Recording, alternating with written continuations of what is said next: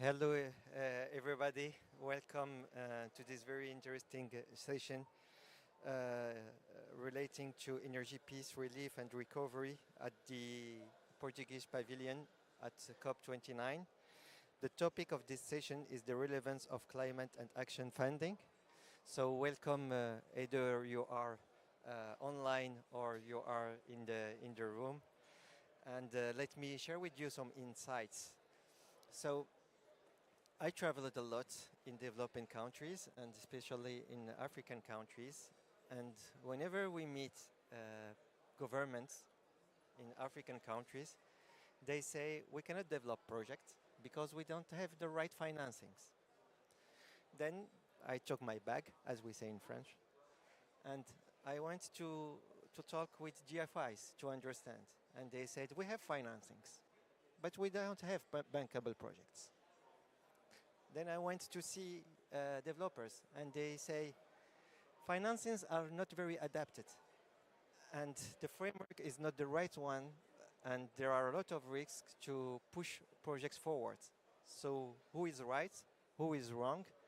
And maybe this is what we are seeking for in this session, looking at it from the financial angle to understand how relevant are today's tools and mechanisms to finance sustainable energy projects and globally sustainable infrastructure projects, and what should we do in order to unlock that, to accelerate the universal access to energy, and more than that, which is more important for me, to create the basis for a local and industrial development through a competitive LCOE and energy supply.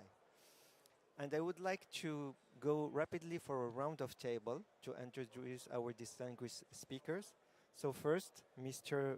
Paulo Carmona, Director General of the DG Energy in Portugal. Could you introduce yourself and maybe share with us the main topic that you would like to address? Thank you very much, Ali, and thanks for this introduction. I would like to talk about what can be done in terms of financing these renewable energy infrastructures. We are really committed, Portugal, with other Portuguese-speaking countries, namely in Africa, very close to us in terms of the language is a very strong connection culturally. So it's very good for us to have this kind of connection. Most of like Cape Verde and Tomé, that are islands, we are used to develop infrastructures in renewable energy in islands like Azores and Madeira, so we can share an interesting technology with them in terms of capacitating these infrastructures. And of course, in terms of financing, what in Portugal we are doing in terms of transferring and converting our debt to other countries or credits we have in terms of renewable energies that can be applied to green up the economy. And because in Africa, I think we can all agree that natural resources in Africa are very interesting for instance, for solar or wind, and so we can develop there very efficiently these kind of renewable energies, and the new treasure for them, having cheap energy development for the social and economical development for their people. Thank you. So let me now introduce to you Madame Cecilia Tam, Head of Energy Investment Unit at IIA. Please.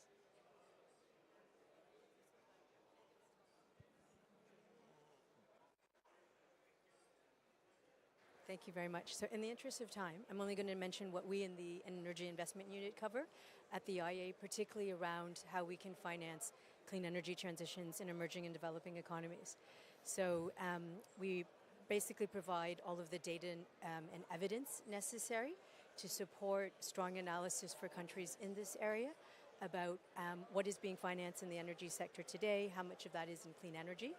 We also highlight good examples of innovative financial instruments that can help to unlock much more private capital. Through our scenarios work, we also quantify for different regions how much is needed in the short, medium, and long term to finance the transition. And we also work very closely with different countries through our regional programs to support the development of investment plans as well as innovative solutions to bring different stakeholders to the table. And maybe just the final point, the IEA uses its convening power and its authoritative data and analysis to really convene dialogues with that ecosystem of energy finance stakeholders, from government policymakers to development finance institutions, commercial financial actors, developers, and other stakeholders that really need to come together, to work together, to really understand and address the risks of different projects that is really keeping, I think, the development of what is deemed as bankable clean energy projects. So a lot of our work aims at how do you manage risks so that we can have more affordable transitions and drive down high financing costs in developing countries. Yeah, thank you. It's all a matter of risk and how we mitigate that. So now I move to Mr. Rito Evora, National Director, Cape Verde. Could you introduce yourself, please, and tell us a little bit what you are doing? Very good. 1 minute. Thank you. I'm Rito Evora. I'm from the Energy department, Energy and other areas, but focus here is energy. We are in charge of the coordinating the energy transition strategy for Cape Verde. Our expectation with this meeting is, I think, the moderator put all the right questions that we would like to see, to clarify and to answer. We are on the ground trying to implement our energy transition pipeline of projects that we have developed since 2018, and we want to share what the barrier we are facing and how we are overcoming them, and learn where are the other opportunities and other advice that we can fine tune and adjust our strategies to continue to move forward. So we hope to feed you with some recommendations today. Mr. Gabriel Makengo, Director of Energy, Sao Tomé and Principe, a very nice Iceland that I have visited lately. Could you introduce yourself in 1 minute, please? Okay, thank you. Gabriel Makengo, Director of Energy of Sao Tomé and Principe, Minister of that we call it is natural.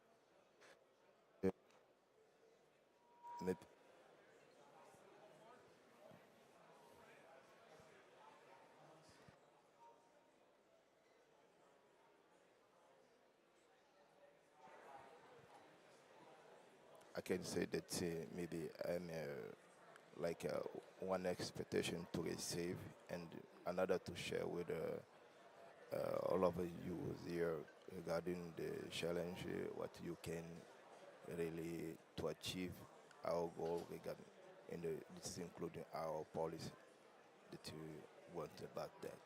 Thank you. Thank you. And last but not least, Mr. Toyo Kawabata from IRENA. Hi, my name is Toyo Kawabata, a program officer for IRENA. I'm working for the country engagement and partnership division. And at IRENA, we've been having extensive engagement at country level.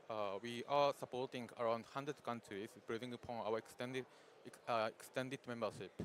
We support technical assistance on the climate action, but also provide technical assistance or financial matchmaking between the countries and project developers and financiers. So in that perspective, we are also I would like to also echo with the moderator, Mr. Ali. So we really need to try to build the bankable project pipelines in the country so that financing is going to the developing countries. So in that sense, yeah, we are trying to support countries to access the climate finance. So I'm very happy to be in this panel. Thanks very much. Yeah. So let me change a little bit the round show, but this is the negative side of having Ali as a moderator. I would like to hear the countries first. And I would like to begin by you, Mr. Evora, and tell me what barriers do you see in developing the projects in Cabo Verde? Allow me, I know we have not too much time, but there is no size fits all in doing these jobs.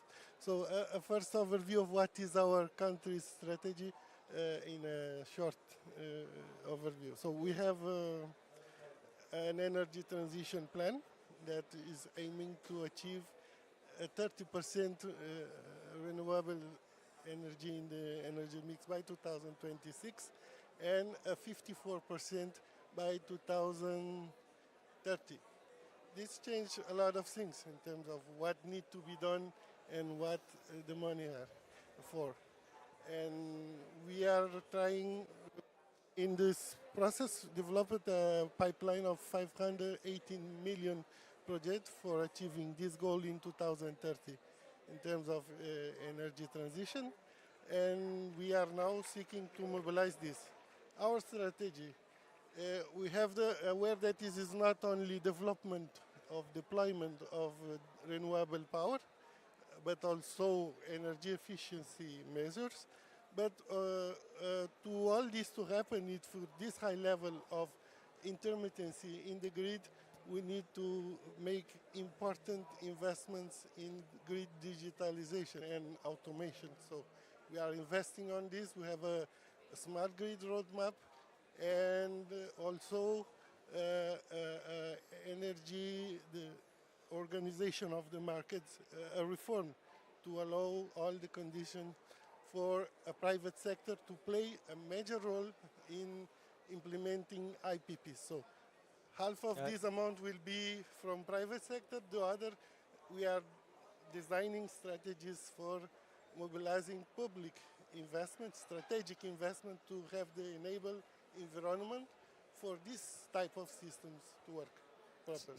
So I like this. If I summarize, you need to mobilize a huge bunch of financings, and for that you are preparing the SOCL, you are preparing the legal framework, and you are also preparing the infrastructure in terms of grids and smart grids to manage that, which is very good. Now, if I go to Mr. Makengo, do you agree? And do you face what's your point from Cape Verde about this? Okay, I can say that Cape Verde and Sao Tomé, we have a similar situation. That we are island, but I can say that's a good step that they are doing regarding this, and we are, of course, to follow up it, but we have a kind of the particularity, but by the way, the situation is a similar. That I can say, summarize, can say that Cape Verde is a good way.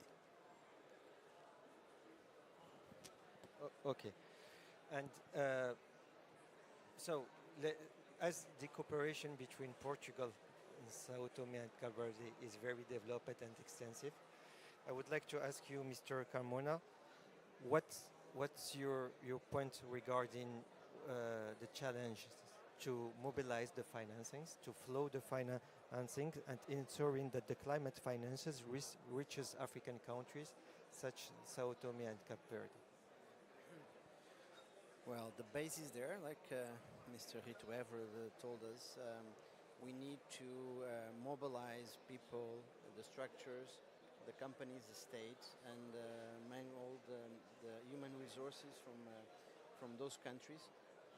Because besides the green economy that we want to bring, this is a matter of sustainability for populations. They are it's very, very expensive to bring fossil fuels to the islands, and they have these natural resources. We can improve the life of population because they have so many natural resources, like I mentioned, the wind, the sun, even geothermal or some hydric in some places. That it's a matter of the need to do this. we want to, the program that we are doing with them is to transfer the credits. Thank you. Transfer the credits that we have with the countries and transform them to investments open to companies, to privates. We have currently, with the Cape Verde, a conversion of 140 million euros debt into projects of renewable energies. The first one is already on his way, is about 14 million, 10% of the total, already in the island of Santiago. And we want to multiply them for the other islands and all this technology. And like I want to return to the first phrase, mainly natural human resources to bring along, and all these important with the smart grids, with network, with storage, so we can smooth and manage, because each island is, because they're not connected, each island is a unique universe in terms of managing the grid. So this kind, and we have this experience with Azores and Angola. Azores is also 9 islands.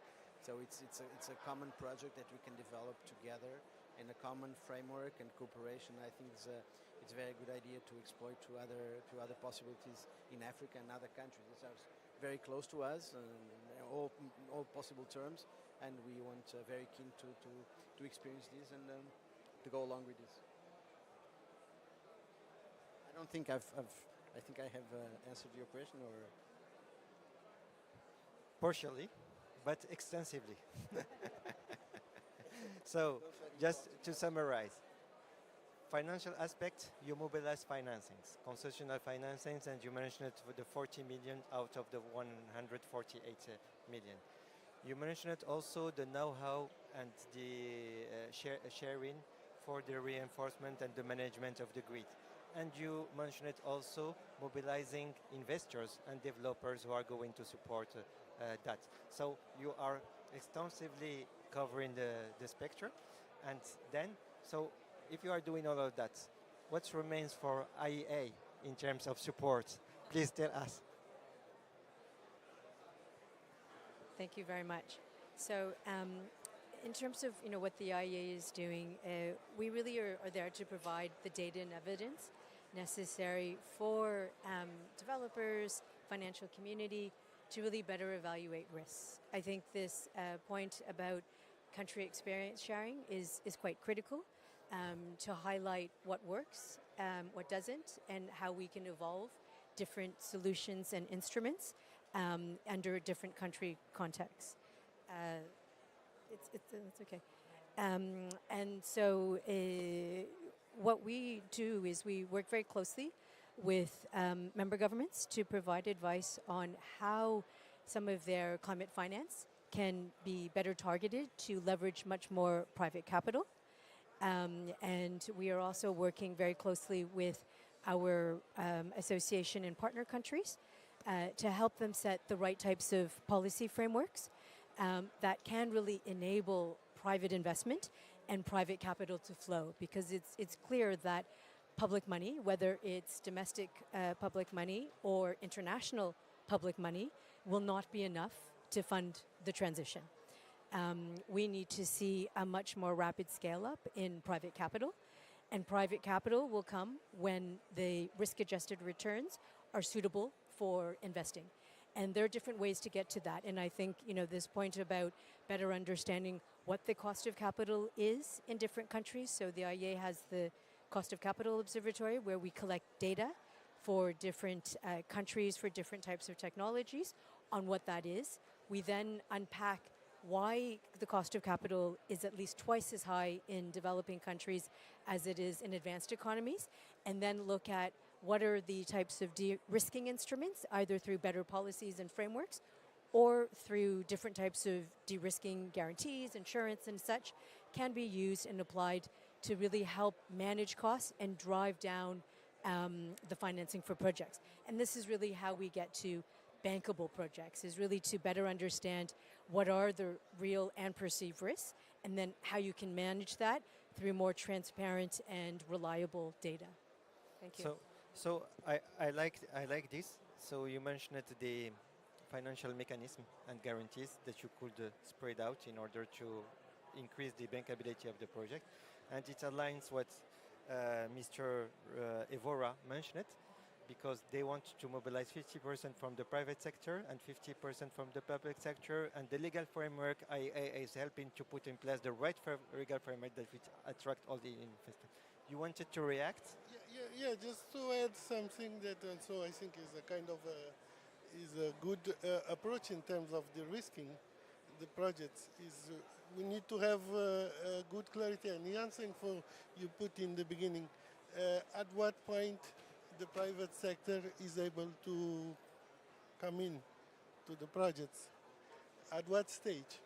Because if we're talking about these complex projects and complex change that requires a lot of studies, costly studies, even for a small island, but the complexity is there. And the risk, the perceived risk of a private investor, for instance, we are now developing a pump storage. It's a huge infrastructure in our scale. It's a 60 million euros infrastructure that we are now designing all the infrastructure, but we feel the need to make it credible and to move forward, to invest an important amount of money, around 2 million to 3 million, on studies, initial feasibility studies, and almost up to the detailed project before going to seek some private intervention. So important to have, and this is our money that small island states don't have, and they have the fiscal constraints. So this part of the financing, the initial stage of the projects, is also critical for us to move forward. I completely agree with you, and I will mention some initiatives existence. But let me go back to Mr. Toyo. What could you say, given what has been said, in terms of what's your analysis of the bottlenecks or the challenges that are faced to develop bankable projects in developing countries? Yes, thank you very much for the question.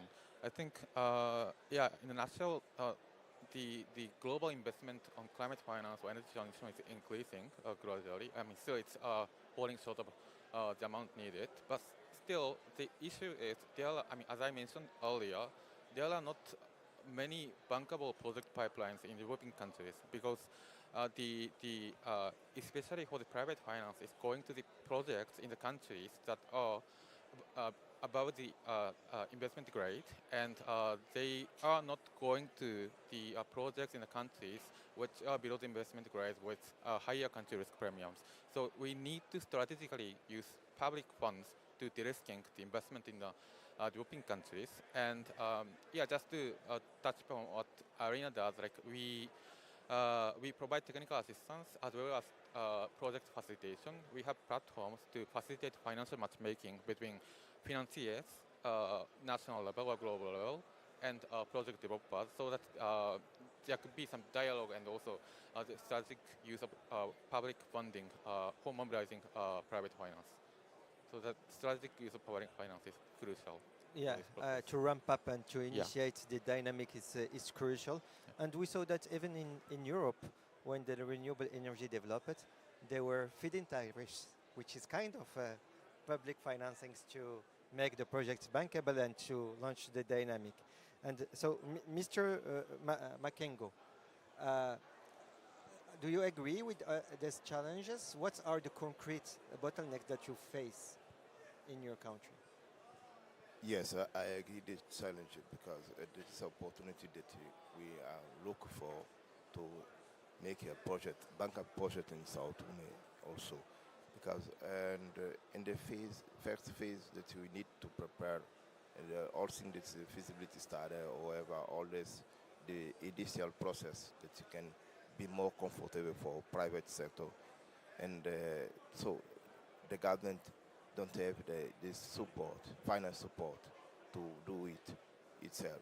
So that is a way that maybe when we have talk about the several funds, several way getting supported, but there are moments that I can say that can be like a serious and no serious situation, because when we talk about the fund action, climate action, for example, or what happened, for example, is it doesn't have the really good criteria. They can say that, for example, this money we need to put a priority for the country is more vulnerable, for example, and you can put in the organize the all bankable project inside this for this country, because when you are for South Tomé, when we to look at several doors that we have to request this process, there are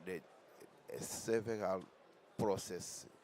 I can say it's very difficult the country do that. Of course, that there are some lack inside that a technical person that is needy. Also, this part is very important. You have a technical part very prepared to go and to go directly using a better way to mobilize this fund. But the way the issue this is include the process is very complicated for the country itself. Can that's a way all way that we have some, for example, partnership can appear in the middle and to give this support. But at what that's a way that we need. Of course, there are times that country alone can do it. It's not all way that we have a support for that. So that will be the difficulty to give a support and organize the bank project around the South Main. Please, this is my idea. I like this idea, but I think you are saying the same thing, and then let me highlight because it's very important. So, early stage studies to initiate the project, so the first feasibility studies, to get the project to a mature stage before going in a tender or getting in touch with the developers or investors is very key for the countries. What I note is that we need first technical assistance to initiate that, but within this technical assistance, what is requested here is capability building and know-how transfer to allow the countries to do the other projects alone and to then go more in industrial project development, pipeline project development, which is a key thing.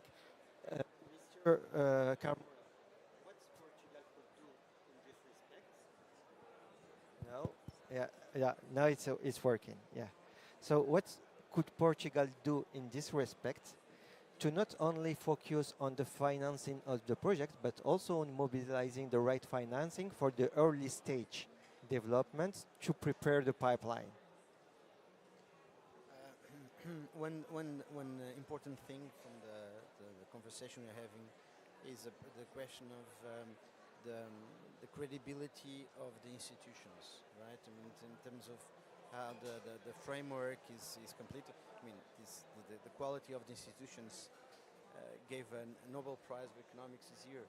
The question is to be credible, and most of the countries are working this, and Cape Verde is a very good example in terms of the smart grids, in terms of redefining all these kind of infrastructures and managing and open to private, and because most of these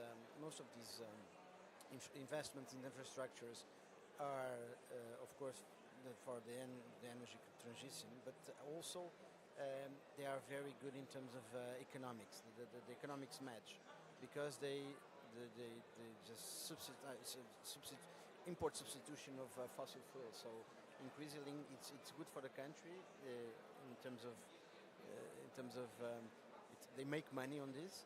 The question is that can the private sector be confident that it can be there's some return on investment that can be made and can be bankable and payable. That's the question. The public for itself on a common grant, on partnerships, on grants, on loans. It can be a really good part on this as a partner, a financial partner, sometimes as a technological, but mainly as an important partner as to support the private investment, because there's no way to go around the country risk in this moment in terms of direct investment. Then the countries themselves, the public sector will have to have a very good help on this matter for this energy transition and to make good investments to regain again the economic power and sustainability.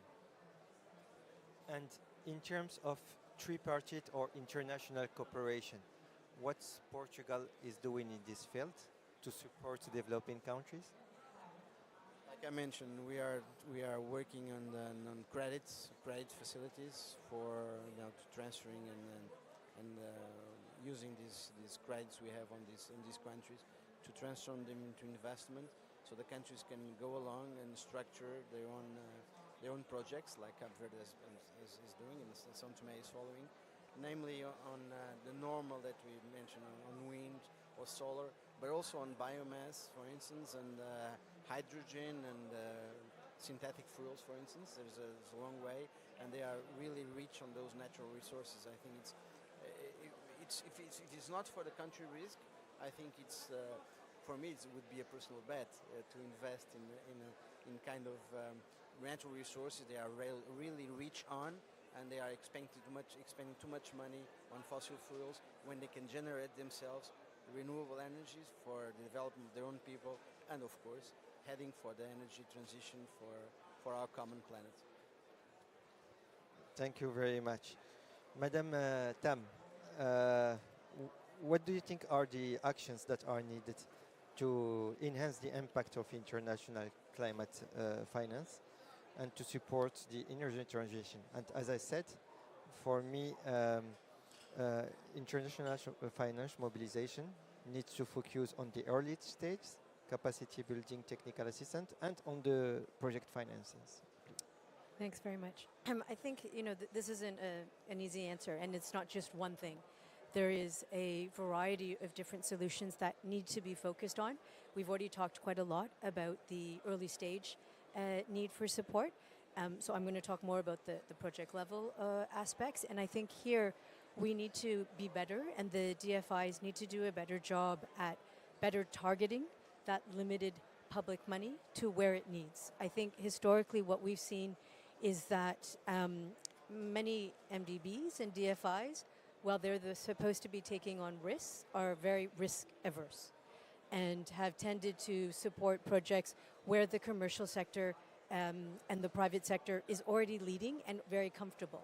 And it's clear that they need to move away from these projects that are already being privately led and where the commercial sector can already play a role and is already playing a role, to projects which are have higher risks, where you do need to see quite strong public-private support to create markets and to get newer technologies or emerging technologies off the ground to really help drive down financing costs and build local domestic experience, so we can enable much more financing at the domestic level, because this is going to be quite critical that when we're talking about just energy transitions, that everyone is able to benefit in that transition. And it's not just about buying more expensive technology from abroad or raising capital for externally, but making sure there is good domestic participation in the transition, whether that's at the investment stage or at the very important financing stage as well. Because maybe just the final point to make is that when we analyze the cost of capital in different countries, about 20 to 30% is looking at energy-specific risks or project-specific risks. 70%, up to 70%, can be just the underlying country risks for things like rule of law, sanctity of contracts, currency risks, and other aspects as this. And this is where I think a lot of international public finance can really support that, but also enabling much more domestic currency financing can also help drive down the cost of capital as well. So thank you, and this is a real point. So I will talk on behalf of the countries because there is something that revolts me. So cost of financing represents in developing countries more than 40% of the final cost. And if even I was sitting in Sao Tome and someone is proposing to me solar with an LCOE or a tariff of 10 cents, I read the newspapers And I see that in other countries it's 1.5 cents or 2 cents. And for me, I have a poor population that cannot afford that, and I'm paying 5 times the cost of the others. So all this currency risk and country, I do not understand that. I just understand that I have the less purchase power, and I'm paying the higher price. And on the top, of that, so in order to bridge the gap, I need international public financing that could support. And I remember Paris Agreement committed to $100 billion a year to support developing countries to accelerate their energy transition. So all these things, I can understand that from a financial point of view, for a macroeconomical point of view, but from a regional and a country point of view, it's something that is far away of what I can understand. Maybe you will agree with me. And before coming to you, because I will give you the final word, I will turn to Irina, because Irina is in link with all these institutions, DFIs, and so on. So what do you see? How do you see what could we do to reduce the costs and to reduce the financing and to blend it with grants at the end? Yeah, thanks. Yeah, indeed, the increasing financing costs for energy transition projects is really a challenge for developing countries to advance the energy transition. And we think international collaboration is essential, and international financial institutions and development finance have the crucial role to play. We need to foster public-private partnership, and in that sense, we need to facilitate the collaboration between private and public financiers so that they can continue strengthening the collaboration on blended finance. And as Irina, we do facilitation support for countries and project developers to come up with the solution to mobilize the finance to developing countries. And and of course, more before the project stage, the technical assistance is important. We've been deploying a lot of capacity building and technical assistance at country level, region level. I'm really happy to be here with Cape Verde and Southern Principe, because we've been working together since a long time ago, and we had regional workshop on the PPA for mobilizing funds for the energy project at regional level, and also with Southern Principe, we did a lot of assessment on how to mobilize funds for decentralized energy solutions, specifically for energy access and healthcare facility. So this kind of initial stage technical assistance will be still having a important role to sort of start attracting the private sector by giving the clear signal to the international community. So that, yeah. Thank you. So maybe your final words, given what all has been said. What do you think? Are you optimistic, Mr. Makengo and Mr. Evora?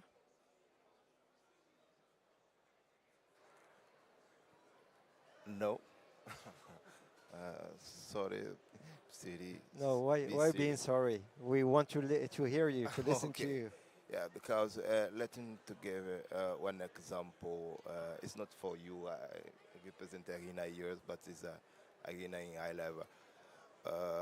My country proposed to Arena support and a mechanism to implement a project for ocean thermal conversion ocean OTEC technology. But until today, we analyze it. Is it not like a priority for IRENA?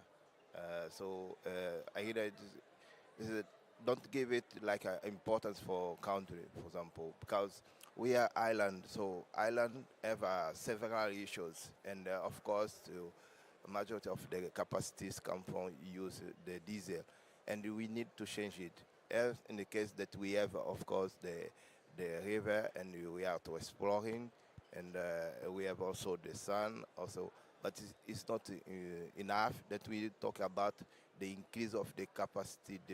The demand will be around all this year that we is inside our demand forecast. So what happened exactly? So we are looking for another solution. We have around the 160% also times for maritime space. This is the ocean, so we can explore it for energy. That you try and we request it. It's not only for Arena, but Arena was one that you don't give it. Maybe one word that you can say, yes, we agree with you. Maybe you like a tentative. So, another process that you talk about, that another partnership can, of course, put it. That is not easy. Okay, yeah, I stop here. Hello. I think I'm optimistic, and I will explain why. I think we have been quite successful in attracting the new private sector. We are now, last month, we inaugurated the first 5 megawatt solar plant issued from a public tender with around 5 cents per kilowatt hour. Maybe it could go down, it's not 1 cent, but it's a huge difference between what we pay only for avoided cost of fuel is 25 cents. So no question that it was to do that. And it was financed by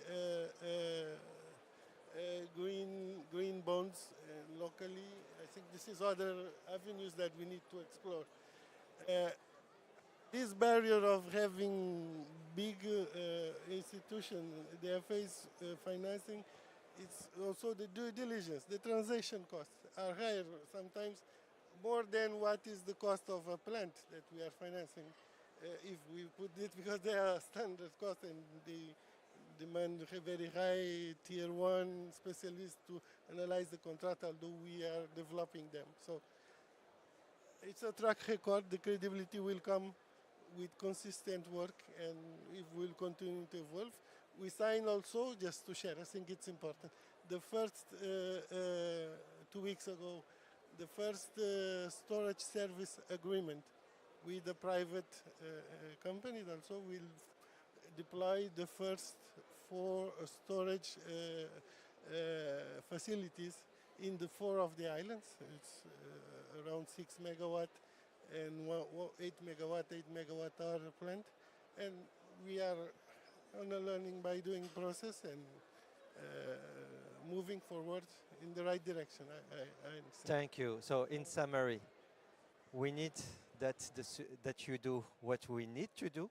You need to do what we need and not what we want to do. And when DFIs and agencies are doing what we need, we do great things like the 5 megawatts and so on.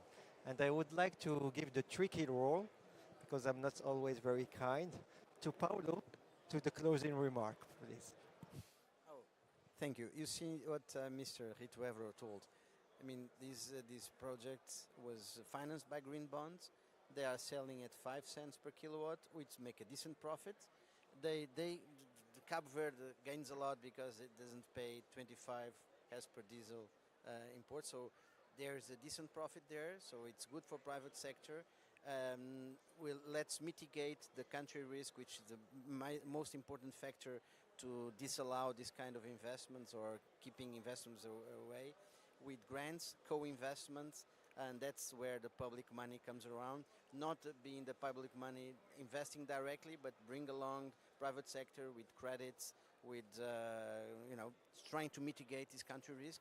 That's the way that we can do, and these famous billions that were committed in Paris, and that's an important way. The state cannot do everything, public can't do anything, but in common work and being the legal framework and all these kind of the initiatives that Cabo Verde is doing, which is really respectful and a good example for all of the other islands and the countries. I think we can manage to at least start doing something for these resources. Thank you. Thank you. So I don't have anything to add. Everything has been said. Let me just open to the audience one or two questions, if there are any questions to address to the panelists before taking everybody.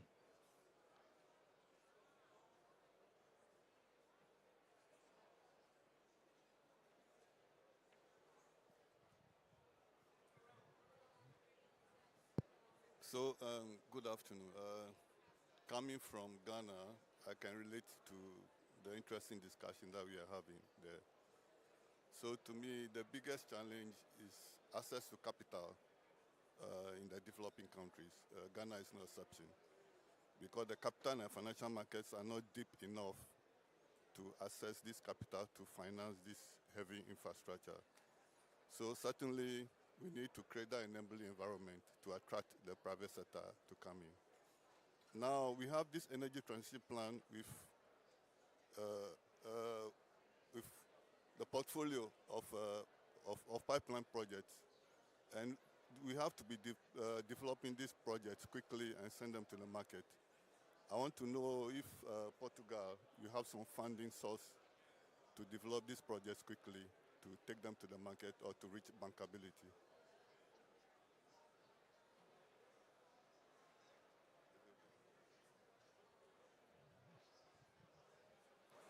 Thank you very much.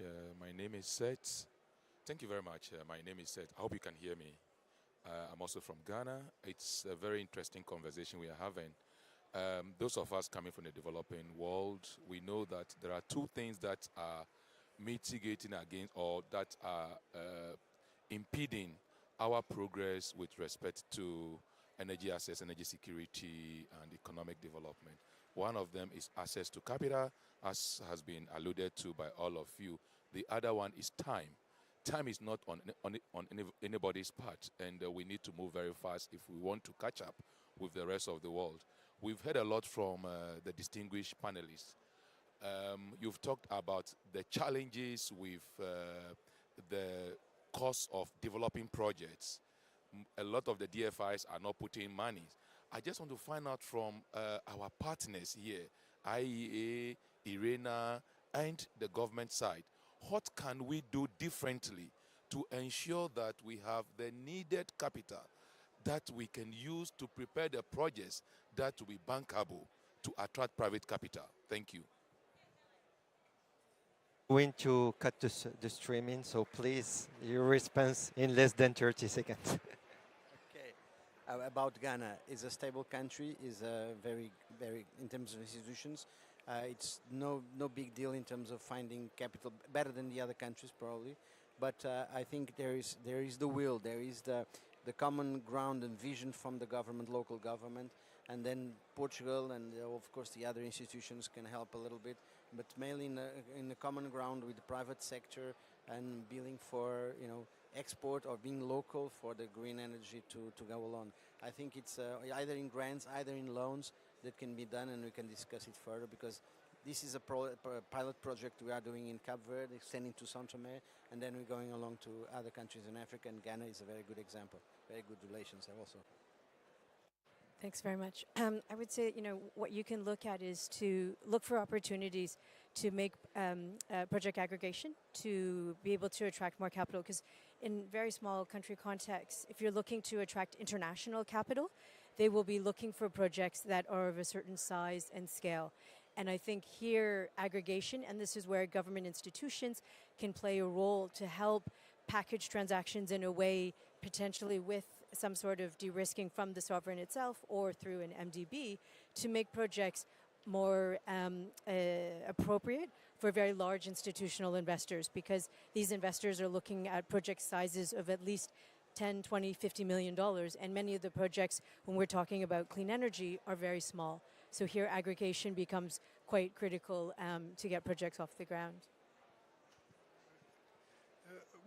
I will take the chance, something I didn't mention here, answering that cooperation also is key, technical cooperation, not only loans and financing. And I would like to mention some of all we are doing now was able to do with good cooperation with bilateral cooperation like Portugal, but also an important partners in Luxembourg, the European Union, the Europe team, we have good relations, and also the JICA cooperation. We are open and seeking actively for a lot of technical cooperation that can allow the institutional development is all. So the country needs to be on the drive set.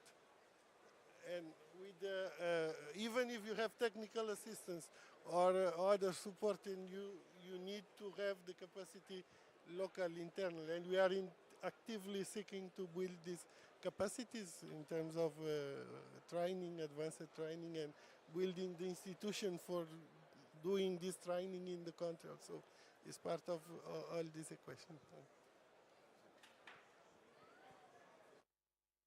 Yeah, thanks. Just to respond to the second question on what institutions can do. So as Arena, we've been trying to be a good facilitator of the project. As I also mentioned earlier, we work on matchmaking between the project developers and financiers in coordination with the public financial institutions, so that there could be some arrangement for mobilizing funds for developing countries. And also we supported technical assistance to build the capacity for the countries and developing project developers to raise the project. So these are the, I think other institution, international agency, we have a role to be a facilitator for raising the project with countries.